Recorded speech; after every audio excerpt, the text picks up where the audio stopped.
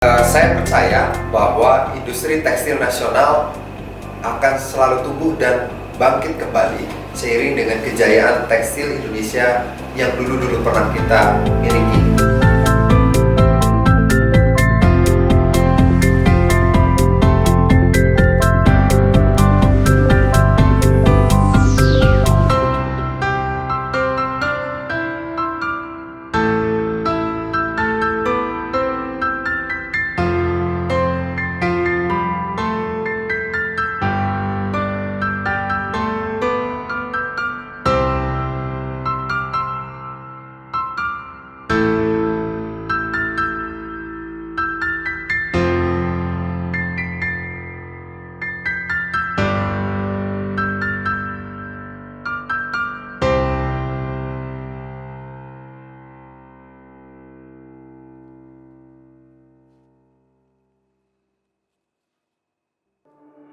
Assalamualaikum warahmatullahi wabarakatuh. Selamat sore teman tekstil, sobat industri di seluruh Indonesia. Bertemu lagi bersama saya, Enda Oktaviani, Pranata Humas Balai Besar Tekstil di acara Ruang Sore 390. Kalau teman tekstil perhatikan, ada yang berbeda di tampilan Ruang Sore 390 edisi hari ini. Ya, betul sekali.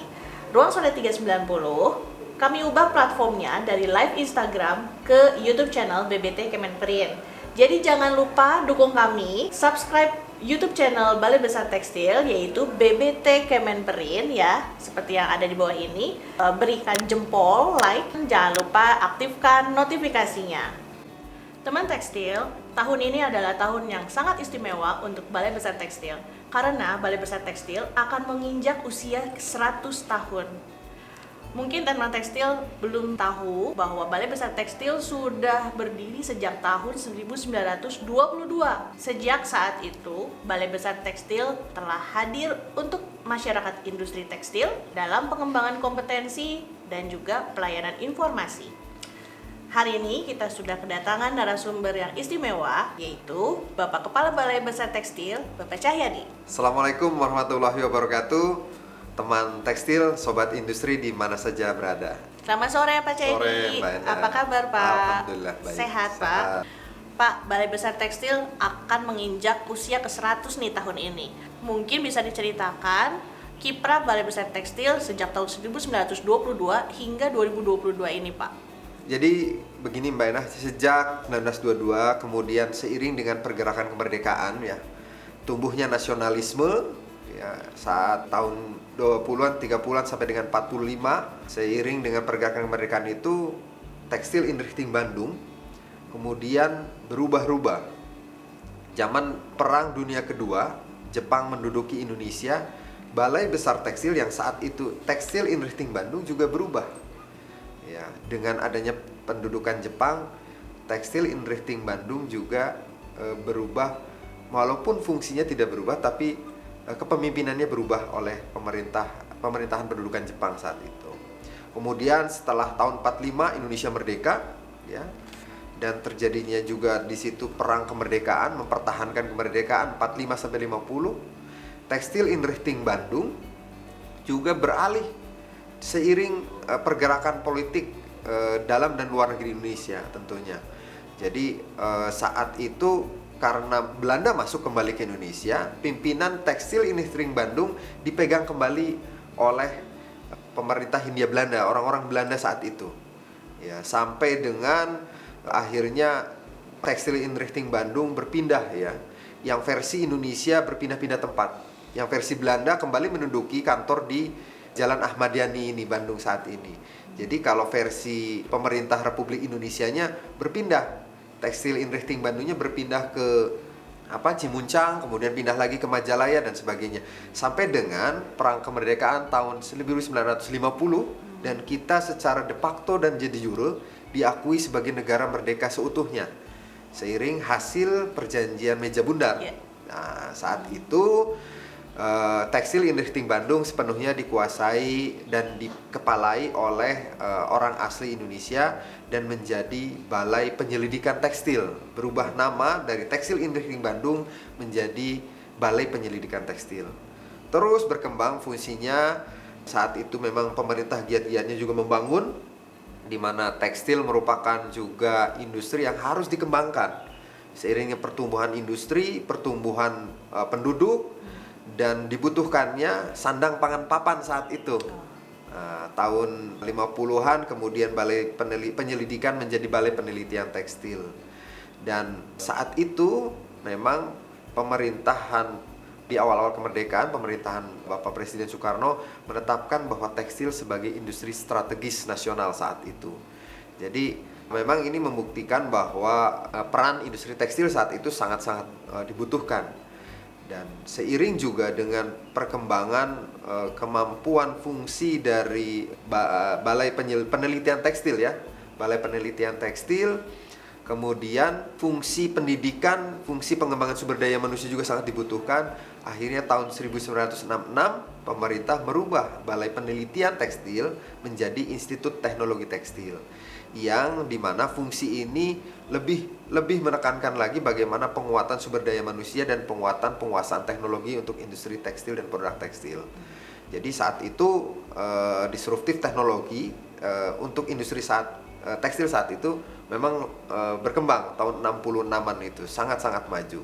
Dan seiring dengan peran dan fungsi Institut Teknologi Tekstil, di mana terjadi perubahan kebijakan tahun 1979, tahun 1980 memisahkan kembali fungsi pendidikan dan fungsi litbang. Jadi yang tadinya Institut Teknologi Tekstil satu institusi kembali menjadi dua institusi, yaitu fungsi penelitiannya menjadi Balai Penelitian dan Pengembangan Industri Tekstil, dan fungsi pendidikannya menjadi Sekolah Tinggi Teknologi Tekstil. Dan sejak saat itu, kemudian seiring dengan perubahan nomenklatur, perubahan juga kebijakan-kebijakan di pemerintah pusat, kemudian di orde reformasi dan sebagainya, Balai Besar Tekstil tahun 2020-an berubah menjadi Balai Besar Tekstil ya, Balai Besar Tekstil sampai dengan saat ini. Dan fungsinya juga berubah-ubah. Dan jika dilihat saat ini terjadi juga pergeseran sedikit ya, di mana fungsi unit pembina di Kementerian Perindustrian Balai Besar Tekstil berubah. Yang sebelumnya Badan Penelitian dan Pengembangan Industri atau BPPI ya, sejak tahun 2021 berubah menjadi Badan Standarisasi dan Kebijakan Jasa Industri atau BSKJI. Dan tentunya unit-unit di bawah BPPI yang berubah menjadi BSKJI tentunya sedikit melakukan pergeseran tugas pokok dan fungsinya, yang saat ini menitik beratkan pada pelayanan jasa teknis dan standarisasi bagi penguatan industri tekstil nasional. Seperti itulah singkat perjalanan Tekstil Indrichting Bandung sampai dengan saat ini menjadi Balai Besar Tekstil. Wah, milestone-nya berarti memang betul-betul beririsan dengan pergerakan Indonesia itu sendiri ya Pak ya?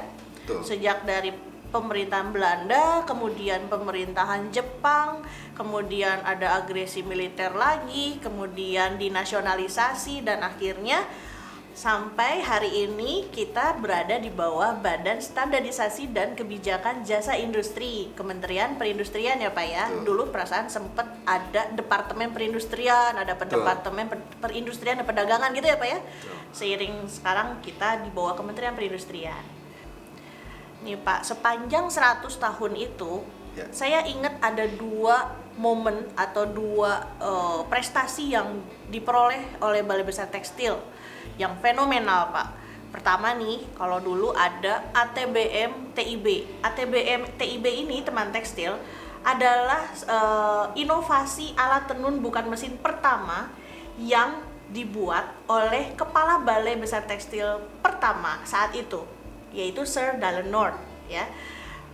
Sehingga seluruh daerah di Indonesia menggunakan dan mengenal namanya ATBM ya hingga saat ini. Nah, yang kedua nih Pak, tentang bendera itu sendiri. Apa sih Pak yang fenomenal tentang bendera ini? Mungkin Bapak bisa jelaskan nih tentang ATBM dan bendera ini.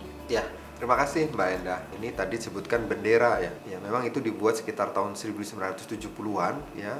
Dan itu mengapa fenomenal karena bendera itu dibuat merah putih tanpa sambungan. Jadi ditenun, merah dan putihnya ditenun tanpa dijahit. Tapi memang dibuat dengan desain struktur tenunan langsung di mesin. Dan ini menjadi oleh-oleh saat itu untuk Bapak Presiden dan seluruh pemerintahan provinsi di seluruh Indonesia. Ini menjadi kebanggaan bagi Institut Teknologi Tekstil yang saat itu Balai Besar Tekstil masih menjadi ITT, dan sampai saat ini di arsipnya disimpan di ANRI ya. Kemudian yang kedua tadi disebutkan juga Bu Endah terkait alat tenun bukan mesin atau ATBM yang sampai saat ini pun di seluruh Indonesia ATBM masih banyak digunakan. Dulu kepala TIB Tekstil Inrihting Bandung pertama Bapak Delenort ya yang membuat ATBM ini dan menyebarkannya ke seluruh industri tekstil di Indonesia. Dan tentunya ini menjadi terkenal dan dikenal menjadi ATBM TIB. Nah, ATBM TIB itu merujuk pada Tekstil Inrihting Bandung. Jadi semua orang kalau nanya ATBM TIB. Nah, bagaimana dengan sekarang kondisinya? Sampai sekarang ATBM juga masih banyak digunakan. Dan Balai Besar Tekstil terus mengembangkannya dan menambahkan fitur-fitur dengan teknologi saat ini. Ya, tentunya Bapak Ibu mungkin kalau yang belum berkunjung ke Balai Besar Tekstil, silakan berkunjung. Di Balai Besar Tekstil ada ATBM yang sudah ditambahkan perangkat elektronik dan IoT atau Internet of Things agar lebih mudah dalam pengoperasian, lebih kekinian dan lebih efektif, efisien serta dapat terkoneksi dengan teknologi IoT saat ini. Seperti itu Mbak Ena. Iya Pak. Nah sekarang nih sudah mau 100 tahun, saya juga ingin tahu nih sebenarnya BBT visi misi dan cita-citanya yang 100 tahun ini berdiri mau seperti apa Pak kira-kira? Ya tentunya kondisi 100 tahun yang lalu dengan 100 tahun yang sekarang ya saat ini di 2022 peran dan fungsi Balai Besar Tekstil pasti mengikuti tantangan dan kebutuhan dari industri dan masyarakat industri tekstil dan produk tekstil saat ini. Dan saat ini tadi sebelumnya saya jelaskan bahwa kita berubah dari Badan Penelitian dan Pengembangan menjadi Badan Standarisasi dan Kebijakan Jasa Industri, di mana Balai Besar Tekstil tentunya yang di bawah BSKJ ini harus dituntut peran lebih dalam memberikan pelayanan kepada masyarakat industri tekstil dan produk tekstil nasional. Dan tahun kemarin kita seiring dengan tantangan peran Balai Besar Tekstil yang baru, kita membuat Balai Besar Tekstil menjadi one stop services and solution bagi industri tekstil dan produk tekstil. Jadi kami membuat Industrial Services and Solution Center atau ISSC bagi masyarakat tekstil dan produk tekstil. Di mana tujuan kami, kenapa dibuatkan ISSC ini? Bahwa kami ingin mengembalikan peran bahwa Balai Besar Tekstil itu tempat bertanya dan ada solusinya, ada jawabannya apabila masyarakat dan industri tekstil dan produk tekstil membutuhkannya. Baik itu terkait standarisasi, industri hijau yang saat ini maupun sustainability industry, kemudian juga terkait juga SIINAS, terkait juga lembaga penilai kesesuaian. Ya, Balai Besar Tekstil punya layanan pengujian, layanan kalibrasi maupun layanan sertifikasi. Sertifikasi ini macam-macam. Sekarang Balai Besar Tekstil mampu melayani melalui ISSC-nya yaitu sertifikasi produk, sertifikasi industri hijau, sertifikasi sistem mutu, dan insya Allah ke depannya seiring tantangan lifestyle dan perubahan kebijakan di industri bahwa mengembangkan ke depannya adalah sertifikasi halal bagi barang gunaan tekstil dan fashion. Tunggu sebentar Pak, mungkin di sini teman tekstil dan sobat industri masih belum klik gitu ya sama ISSC, belum familiar nih Pak. Jadi ada baiknya kalau kita putarkan dulu sekilas tentang profil ISSC ya. Yuk teman tekstil kita saksikan bersama.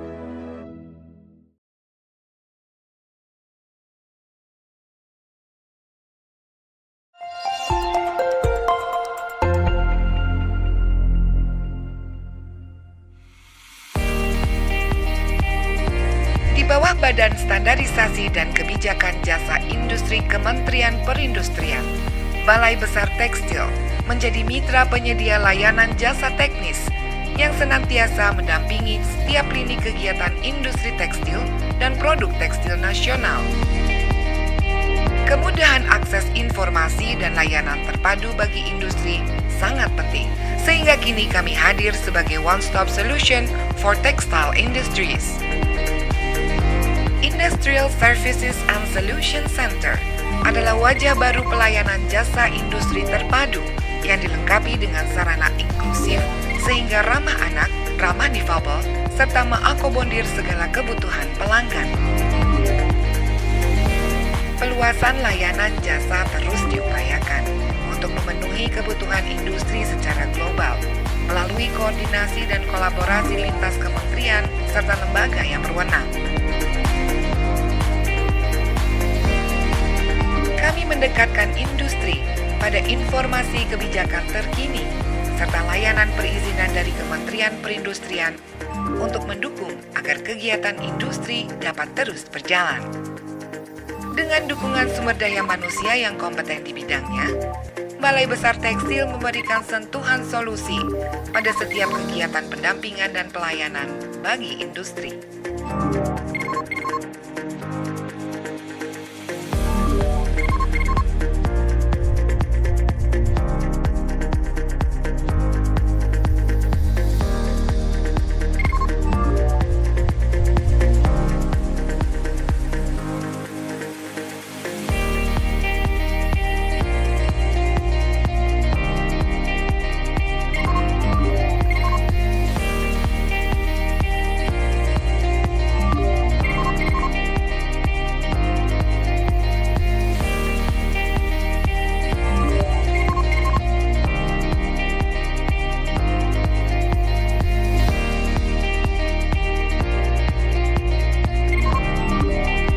Menuju 100 tahun melayani, kami berkomitmen memberikan sumbangsih bagi industri tekstil dan produk tekstil nasional melalui transformasi jasa industri berbasis solusi, serta mendekatkan industri dengan kebijakan dan layanan-layanan di Kementerian Perindustrian.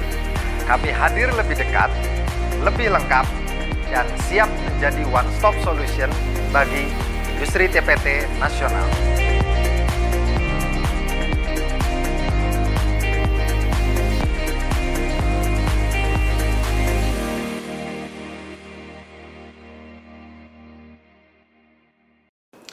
Baik Pak, tadi kita sudah saksikan bersama konsep dari ISSC Pak. Sebelum saya lanjutkan Kak, saya ingin tanya juga nih Pak, sebenarnya saat ini juga Balai Besar Tekstil juga masih banyak pelatihan juga kan Pak yang diberikan pada masyarakat industri ya Pak? Oh iya, tentulah. Jadi Balai Besar Tekstil di ISSC, Industrial Services and Solution Center, tadi sudah saya jelaskan. Ada yang saya lupa, ternyata kita punya juga layanan bimbingan teknis dan pelatihan teknis ya, bimbingan teknis, pelatihan teknis, dan konsultasi teknis. 3 hal itu adalah untuk mendukung bagaimana penguatan kompetensi industri tekstil dan produk tekstil yang mereka butuhkan seperti apa. Di pelatihan ini tentunya kalau sekarang Mbak Endah ya, kita lihat peran Balai Besar Tekstil di pelatihan ini lebih ke bagaimana memberikan edukasi bagi seluruh aparatur di Pemda-Pemda maupun BUMN di seluruh Indonesia terkait bagaimana spesifikasi kain untuk pakaian seragam. Ini contohnya.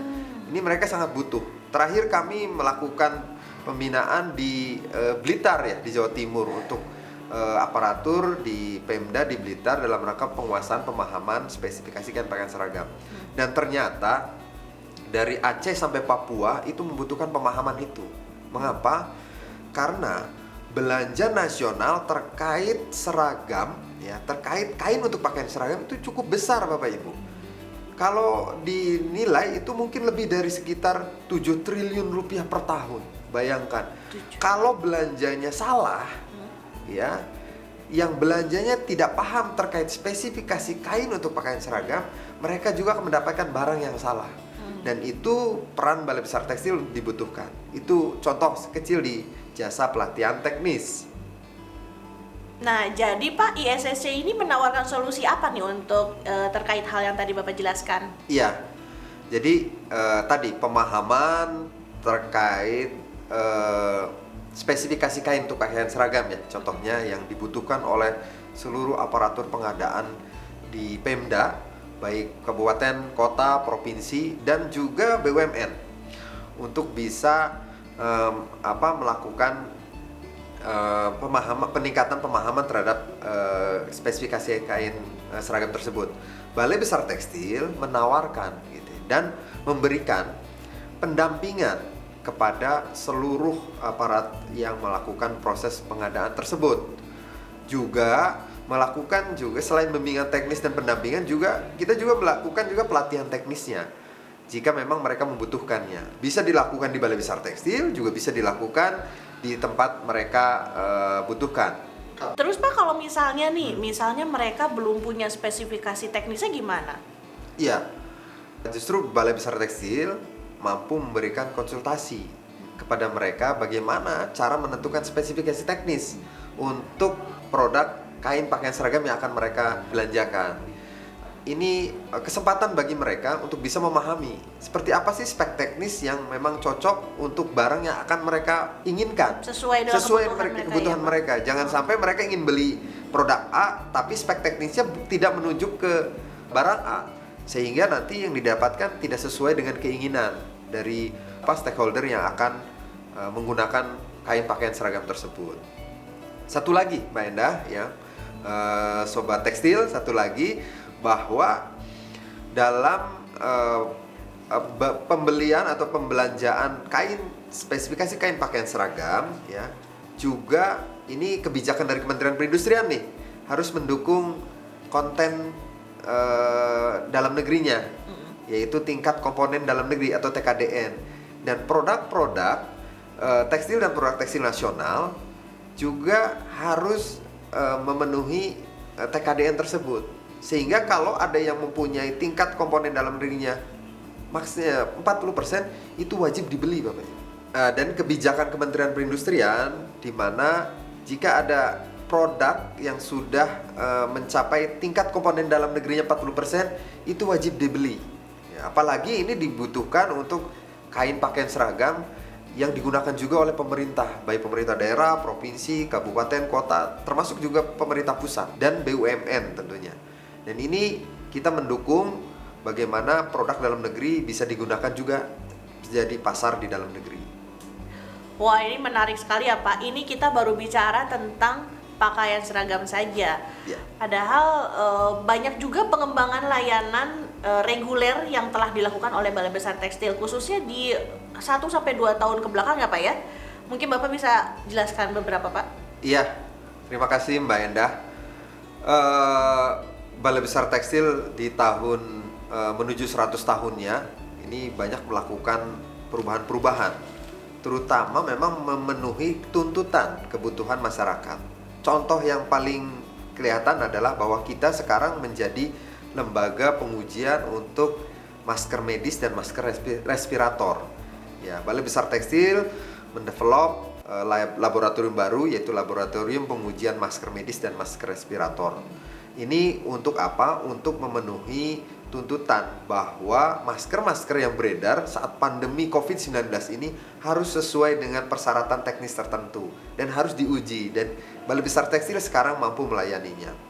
Selain itu juga kita mengembangkan juga untuk di ruang lingkup layanan sertifikasi produknya. Ya, jadi sudah cukup banyak Bapak Ibu, bisa dilihat di website Balai Besar Tekstil. Namun di tahun 2022 ini Balai Besar Tekstil mengembangkan 7 ruang lingkup baru nih, ya, untuk jok, untuk peredam suara, untuk mukena, untuk sajadah dan lain-lain lah. Bapak Ibu bisa melihat di website Balai Besar Tekstil. Betul sekali, teman tekstil bisa cek langsung ke website bbt@kemenperin.go.id untuk informasi yang tadi Bapak Cahyadi sampaikan. Nah Pak, saya juga sering nih Pak, banyak sekali orang yang datang terkait pengujian benda-benda yang aneh. Maksudnya aneh gini Pak, bendanya itu udah bukan hanya tekstil yang konvensional, kain atau benang, tapi dia juga banyak sekali serat-serat yang hasil riset orang misalnya kayak gitu. Dan banyak juga informasi yang mereka ingin tahu terkait juga dengan standar-standar produk-produk baru yang mereka teliti gitu ya. Nah, ini mungkin juga berhubungan dengan pengembangan layanan pengujian di Balai Besar Tekstil sendiri ya, bahwa kita memang tidak hanya untuk industri semata, tapi juga lebih meluas ya Pak ya, mungkin ya, stakeholder yang bisa menguji ke kita mungkin Pak, gitu Pak. Ya, ya tentunya Mbak Endah, seiring dengan kemajuan teknologi ya, tekstil dan produk tekstil juga mengikuti tren teknologinya. Banyak sekarang produk-produk tekstil ya, terutama functional tekstil, technical textile, yang spesifikasi dan materialnya memang sangat berbeda dibandingkan dengan tekstil-tekstil konvensional saat ini. Dan ini Balai Besar Tekstil ya, melalui layanan jasa pengujian tentunya harus bisa memenuhi kebutuhan masyarakat tersebut. Dan saat ini Balai Besar Tekstil juga bisa melakukan pengujian-pengujian yang sifatnya tadi fungsional untuk fungsional tekstil dan lain-lain. Kemudian juga untuk layanan lain ya, saya kira ada kalibrasi dan lain-lain. Kalibrasi juga ini hampir seluruh industri tekstil dan produk tekstil, khususnya di Jawa Barat, Jawa Tengah, dan Jawa Timur, ini klien kami di Balai Besar Tekstil sudah cukup banyak. Saat ini teknologi digital sudah hampir semua peralatan, mesin tekstil dan lain dipenuhi dengan digitalisasi, dan kalibrasi digital ini Balai Besar Tekstil sudah bisa melakukannya. Jadi tuntutan yang dari masyarakat ini mau tidak mau Balai Besar Tekstil di usia yang ke-100 tahun ini harus bisa memenuhinya. Satu lagi juga untuk layanan sertifikasi produk ya, sertifikasi produk, bahwa di tekstil medis ini ada sertifikasi kain, masker dari kain. Nah, Balai Besar Tekstil ini merupakan satu-satunya lembaga sertifikasi produk masker dari kain. Jadi masker dari kain itu merupakan jika ingin dipakai, tentunya yang paling aman adalah masker yang sudah ber-SNI, dan bisa Bapak Ibu mendapatkan informasi dari Balai Besar Tekstil produk yang mana saja di masker kain sudah bersertifikasi SNI. Oke Pak, tadi layanan reguler sudah kita informasikan, layanan-layanan terbaru apa saja di Balai Besar Tekstil yang bisa dinikmati oleh masyarakat industri tekstil ya Pak ya. Nah, ada 2 layanan solusi ya Pak ya. Yang pertama adalah solusi informasi terkait kebijakan dan regulasi yang diberlakukan di Kemenperin. Dan yang kedua adalah solusi yang tadi kata Bapak terkait dengan gugus fungsi yang diciptakan oleh manajemen Balai Besar Tekstil. Nah, untuk yang pertama nih Pak, mendekatkan industri dengan regulasi ini seperti apa Pak contohnya? Ya, jadi Kementerian Perindustrian mempunyai kebijakan-kebijakan ya.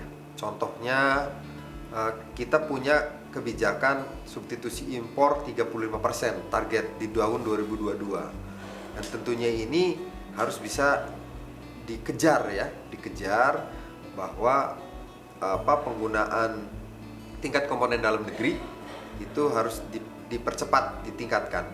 Dan Balai Besar Tekstil ini di layanan solusinya bisa memberikan bimbingan kepada industri tentang bagaimana melakukan self assessment untuk menilai berapa sih tingkat komponen dalam negeri dari suatu produk yang mereka buat.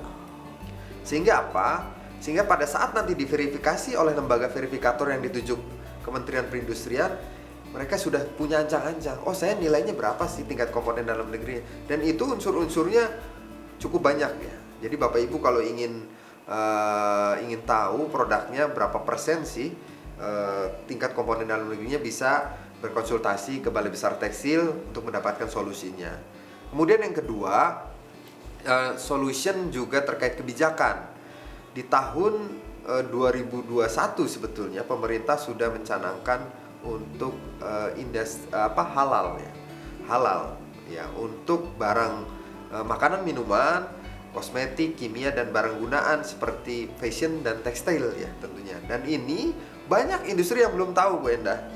Seperti apa sih industri halal? Nah, Balai Besar Tekstil mencoba ya memberikan informasi, edukasi maupun secara teknikal titik kritis di halal di tekstil itu seperti apa. Jadi teman-teman industri bisa memanfaatkan ISCC ini untuk bisa mendapatkan informasi terkait tekstil halal.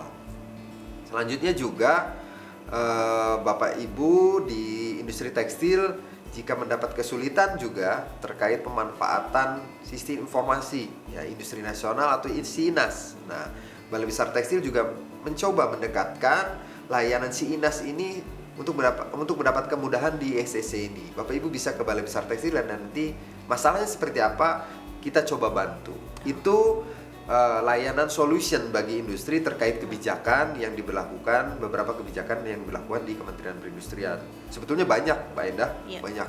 Saya kira banyak jadi juga. seperti perpanjangan tangan gitu. Ya, perpanjangan layanan Kementerian Industri di pusat kita dekatkan di Balai Besar Tekstil untuk masyarakat industri, khususnya industri TPT yang ada di Bandung, di Jawa Barat, Jawa Tengah, Jawa Timur yang lebih dekat ke kita. Sekalian dilayani secara reguler, mereka mendapatkan informasi lebih terkait kebijakan-kebijakan di Kementerian Perindustrian.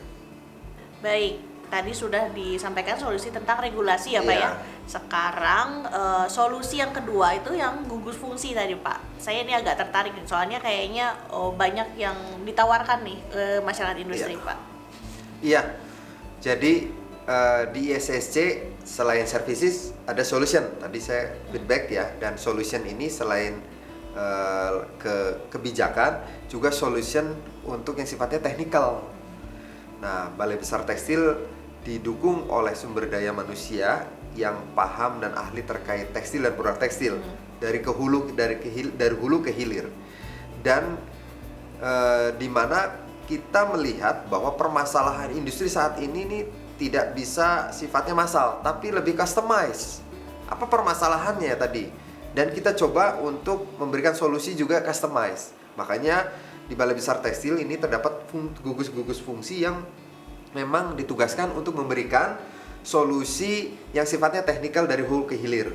Contoh dari ke hulu itu apabila industri ingin mengembangkan material untuk pengembangan produknya, kita punya layanan test bed melt spinning, di mana industri bisa bersama-sama Balai Besar Tekstil untuk melakukan pengembangan materialnya, khususnya untuk material serat sintetik.